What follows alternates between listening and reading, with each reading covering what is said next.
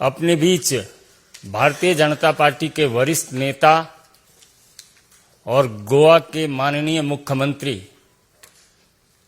प्रमोद सावंत जी आपको संबोधित करेंगे। आपको अपना संबोधन देंगे माननीय राष्ट्रीय प्रवक्ता सांसद डॉक्टर सुधांशु त्रिवेदी जी। तो मेरा विनम्र आग्रह है माननीय प्रमोद सावंत जी से कि आपको संबोधित करें।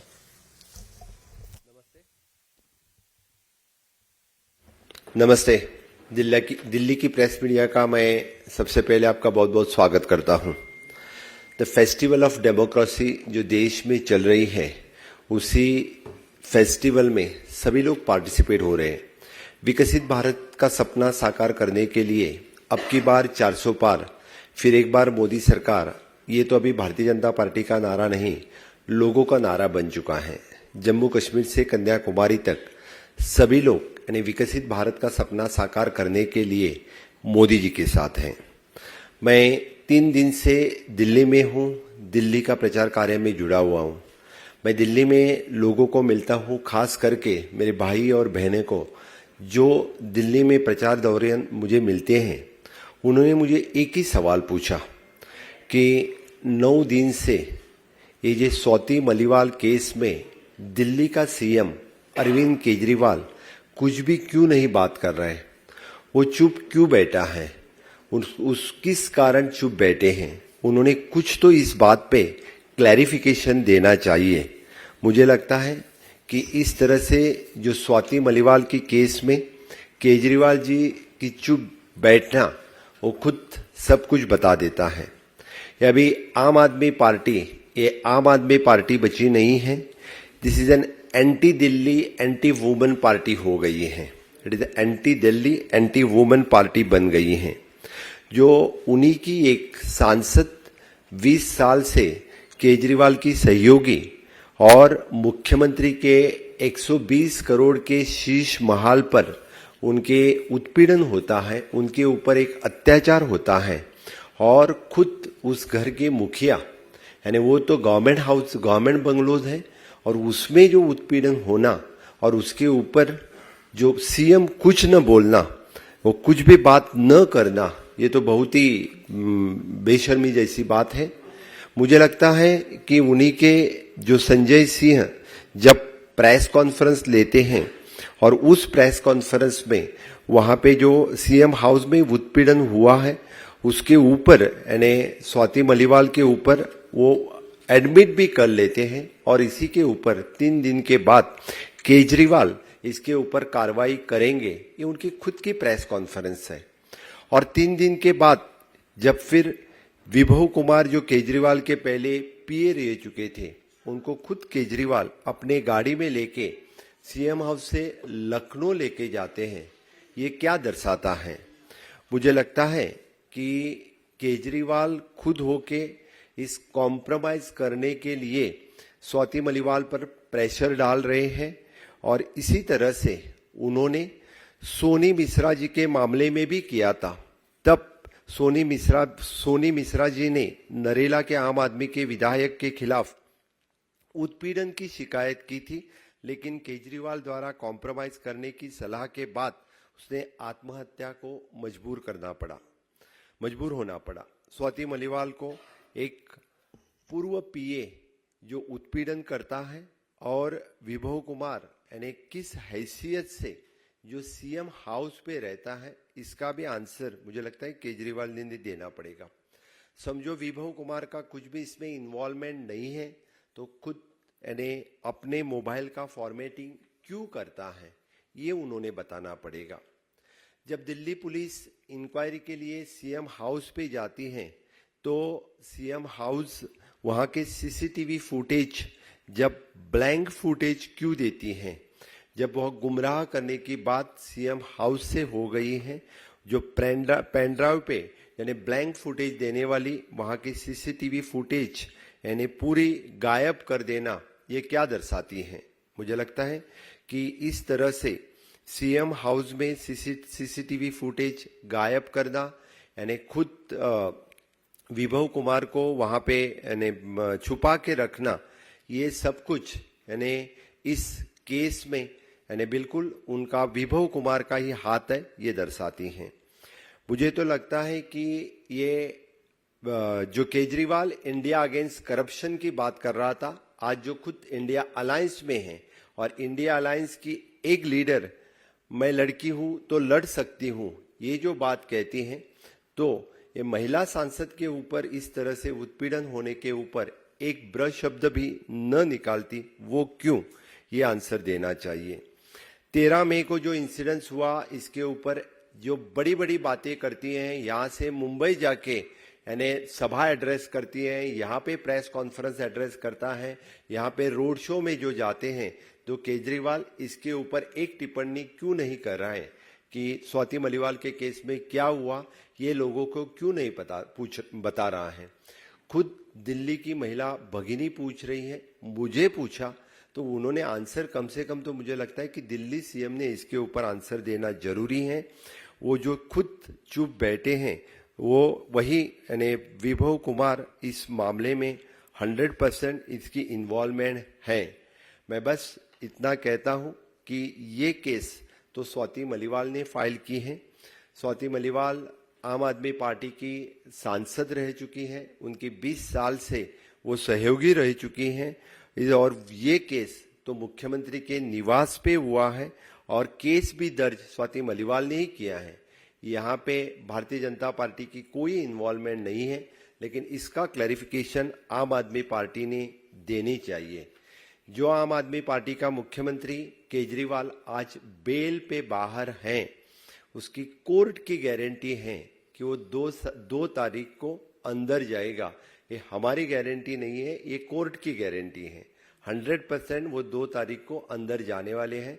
लोगों को फिर से एक बार गुमराह कर रहा है कि इंडिया अलायंस की गवर्नमेंट 4 तारीख को आने वाली है। कभी भी इंडिया अलायंस की गवर्नमेंट नहीं आएगी। मोदी जी फिर एक बार यानी 400 सीट के साथ जीत के आएंगे और एनडीए की सरकार बनेगी। इसीलिए जो शराब के घोटाले में जिनके 2 मिनिस्टर्स अभी भी अंदर हैं, शराब के घोटाले के पैसे उन्होंने गोवा हो या पंजाब, गुजरात, इस जैसे राज्य में जिनका यूज किया, वही कि उन्हीं के ऊपर लोगों का विश्वास नहीं है। उन्हीं के बिल्कुल यानी उन्हीं की गारंटी कोई नहीं यानी गारंटी कर सकता है। इस देश में एक ही गारंटी है, वो मोदी जी की गारंटी है, और उसी मोदी जी की गारंटी के ऊपर भरोसा करके विकसित भारत 2047 का सपना साकार करने के लिए पूरे देश भर के युवा, महिला और सभी लोग यानी जो विकसित भारत का सपना करने के लिए मोदी जी के साथ है। मेरा विनम्र निवेदन माननीय सुधांशु जी से है कि आपको संबोधित करें। मित्रों, माननीय प्रमोद जी ने अभी आपको ये बताया कि दिल्ली से बाहर आकर यदि दिल्ली की जनता के मध्य में कोई भी व्यक्ति घूमेगा तो उसे दिल्ली की जनता की वेदना और पीड़ा दोनों का अनुभव होगा। और एक महत्वपूर्ण बात भी ये आई कि ये केजरीवाल जी वही व्यक्ति है ना जो कहते थे मैं दिल्ली के चप्पे चप्पे पे सीसीटीवी लगवा दूंगा। ये सब तो इनके दावे थे, और आज हालात ये है कि मुख्यमंत्री आवास के एक चप्पे का सीसीटीवी फुटेज अवेलेबल नहीं है। मतलब ये कथनी और करनी में किसी व्यक्ति के कितना बदलाव हो सकता है कि जो कहता था दिल्ली के चप्पे चप्पे पे सीसीटीवी लगवा दूंगा, वो मुख्यमंत्री आवास के एक चप्पे का CCTV footage, uninterrupted uncut CCTV footage देने की स्थिति में नहीं है। और जैसा कि अभी बताया कि स्वाति मालीवाल जी को जो उन्होंने दुर्व्यवहार किया, तमाचा मारा गया, लात घूसे मारे गए, जिसका उल्लेख किया, परंतु यहां मैं ये बताना चाहूंगा कि अभी न्यायालय ने, उच्च न्यायालय ने जो अपना ऑब्जर्वेशन दिया है मनीष सिसोदिया जी की बेल के संदर्भ में, वो केजरीवाल जी जो बाहर आकर, मैं कहूंगा न्यायालय के आदेश की खुलेआम अवमानना कर रहे थे, क्योंकि उनकी शर्तों में था कि वो अपनी केस के बारे में कोई टिप्पणी नहीं करेंगे। उन्होंने बाहर आके कहा था कि उनके ऊपर का केस फर्जी है। मुझे लगता है दिल्ली उच्च न्यायालय ने जो कुछ कहा है मनीष सिसोदिया के केस में, वो केजरीवाल जी के इस दावे पर तमाचे से कम नहीं है। मैं बहुत स्पष्ट कहना चाहता हूं कि दिल्ली हाई कोर्ट ने मनीष सिसोदिया के बेल के संदर्भ में जो कहा है उसको मैं सिर्फ कोट कर रहा हूं, जो पब्लिक डोमेन में मीडिया में अवेलेबल है ऑब्जर्वेशन। उन्होंने कहा, this is a grave misuse of power and breach of trust. ये सत्ता के गंभीर दुरुपयोग और विश्वास को क्षरण करने के समकक्ष है। आगे उन्होंने कहा है दूसरे ऑब्जर्वेशन में, the policy formulation and deviated from the expert committee report constituted by him, यानी नीति का निर्धारण उनके स्वयं के द्वारा गठित विशेषज्ञ समिति से को दरकिनार करके किया गया। अब केजरीवाल जी बताइए, ये तो प्रोसीजर्स के बारे में कोर्ट की टिप्पणी हो रही है। और आगे उन्होंने कहा कि कंप्रोमाइज तो किया गया, फिर उसमें लिखा था, court said that the integrity of the decision making process was compromised, यानी निर्णय लेने की प्रक्रिया की प्रामाणिकता पूरी तरीके से संदिग्ध हो गई। तो केजरीवाल महोदय, आप स्वयं निर्णय लेने की प्रक्रिया के हिस्से थे। दिल्ली को दारू के दरिया में डुबोने के लिए आपने जो प्रक्रिया एडॉप्ट की थी वो कंप्रोमाइज हुई, वो साफ कहा। तो मुझे लगता है जब आप अपने केस के बारे में इस तरह की बात बोलते हैं, इसीलिए हमने कहा कि वो आपके चेहरे पर किसी तमाचे से कम नहीं है।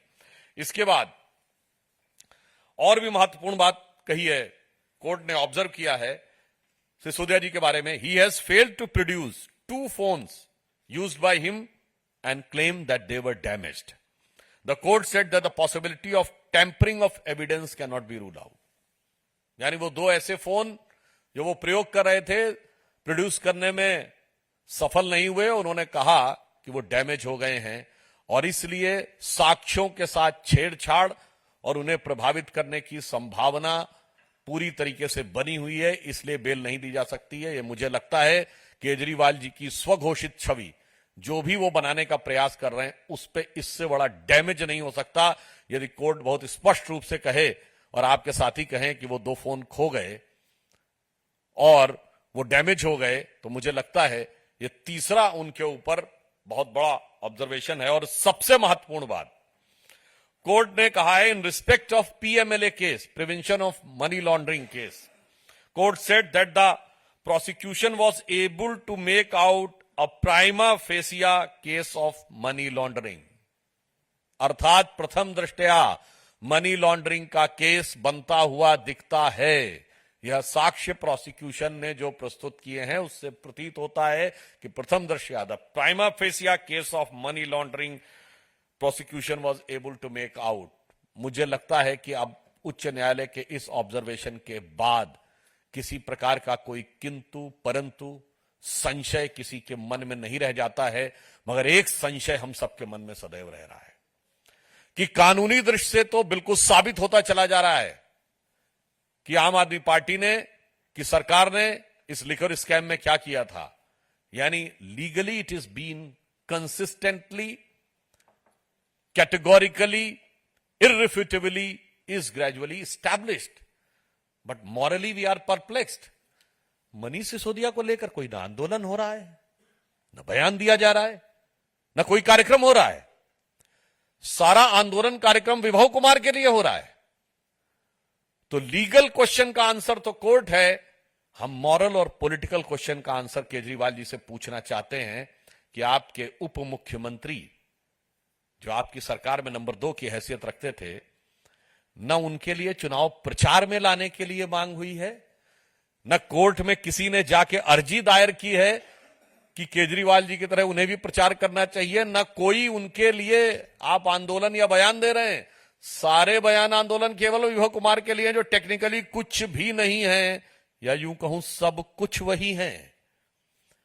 या यूं समझिए कि जिन बातों को टेम्परिंग ऑफ एविडेंस की संभावना कोर्ट कह रहा है, उस राज का असली राजदार कहीं वो तो नहीं है जिसके दिल के तार केजरीवाल जी से ज्यादा ही जुड़े हुए हों।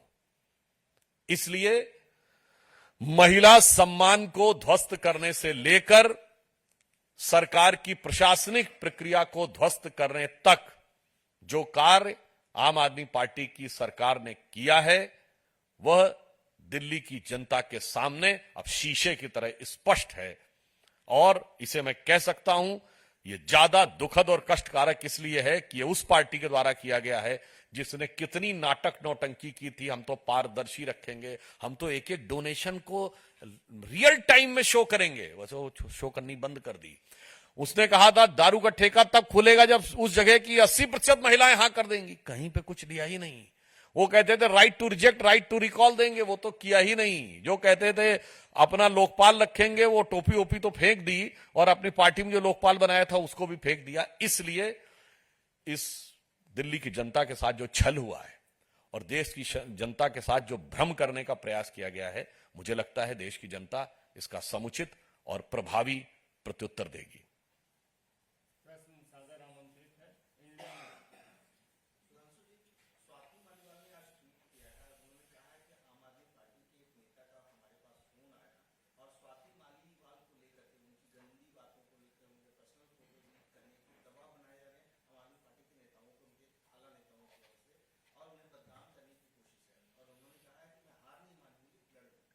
देखिए, यदि ये उनका बयान है, स्वाति मालीवाल जो आम आदमी पार्टी की सांसद है, मैं अंडरलाइन करके बोल रहा हूं, स्वाति मालीवाल जो उनकी सरकार में महिला आयोग की अध्यक्ष रही 2 बार, स्वाति मालीवाल जो उनके कबीर एनजीओ के जमाने से उनकी सहयोगी रही, यदि उनके साथ इस प्रकार का बर्ताव किया जा सकता है तो अधिकारियों ने जो आरोप लगाए थे उसमें कितना सत्य होगा ये स्वयं समझा जा सकता है।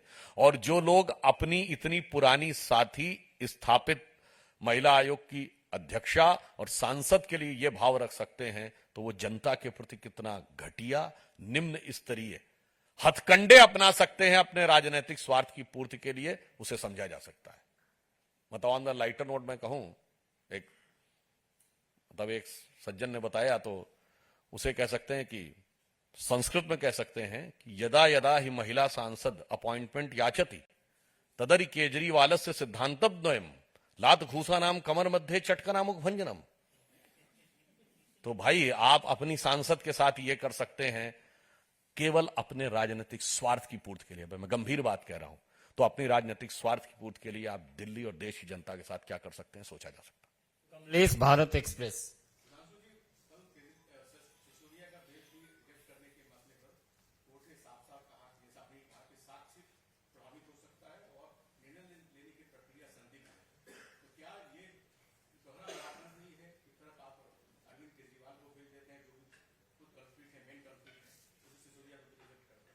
देखिए, जो हाई कोर्ट ने कहा है उससे केजरीवाल जो अपने स्वघोषित दोहरे मानदंड बनाने का प्रयास कर रहे हैं, वो दंड पूरी तरीके से ध्वस्त हो गया उनका मानदंड। वो कहते थे कि केस फर्जी है और हाई कोर्ट के ऑब्जर्वेशन में बाकायदा बिंदुवार लिखा हुआ है। अब उनसे बता दीजिए कि अगर वो केस फर्जी है तो इतने सारे लैपटॉप और मोबाइल ये क्यों नष्ट करने पड़े। और देखिए, आपको एक मजेदार बात बताऊं, इनका चरित्र कितना फर्जी है। याद करिए, इन्होंने कहा था कि पंजाब के मुख्यमंत्री से बात हो रही थी, अचानक कॉल ड्रॉप हो गई, ठीक, और फिर मिलाया तो उन्होंने कहा उसके तो फोन में बैलेंस खत्म हो गया था। यही बोला था ना। ये बताइए, माननीय मुख्यमंत्री एक प्रांत के हमारे साथ बैठे हैं, मुख्यमंत्री का फोन प्रीपेड वाला होता है जिसका बैलेंस खत्म हो जाए। सोचिए कितना फर्जिफिकेशन ये लोग फैलाते हैं। अच्छा सुनिए और मजेदार बात, इस शराब घोटाले में जो फोन नष्ट किए गए वो आईफोन है, जो सबसे कॉस्टली फोन होते हैं। 60,000 70,000 से कम का कोई फोन नहीं आता है, और 1 लाख और 1.25 लाख के फोन होते हैं। जरा लाख रुपए का फोन यूज करने वाला एक व्यक्ति दिखाइए जो प्रीपेड फोन पे बात करता हो। मतलब नष्ट तो हुए आईफोन और बात कर रहे थे प्रीपेड फोन से, तो साफ समझा जा सकता है कि ये अंदर से कुछ और बाहर से कुछ और नजर आते हैं। बाखुदा आगे की चीज आप अपने आप समझ पाते हैं। मोहित भट्ट, टाइम्स नाउ।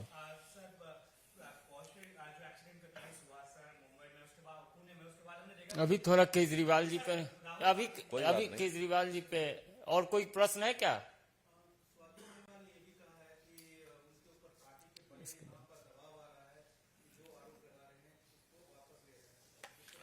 देखिए, जिस प्रकार का दुर्व्यवहार स्वाति मालीवाल जी के बारे में चर्चा में आ रहा है, ये आम आदमी पार्टी की टिपिकल कैरेक्टरिस्टिक सहज प्रवृत्ति का प्रतीक है। आप याद करिए, ऐसा ही आरोप प्रशांत भूषण और योगेंद्र यादव ने भी लगाया था।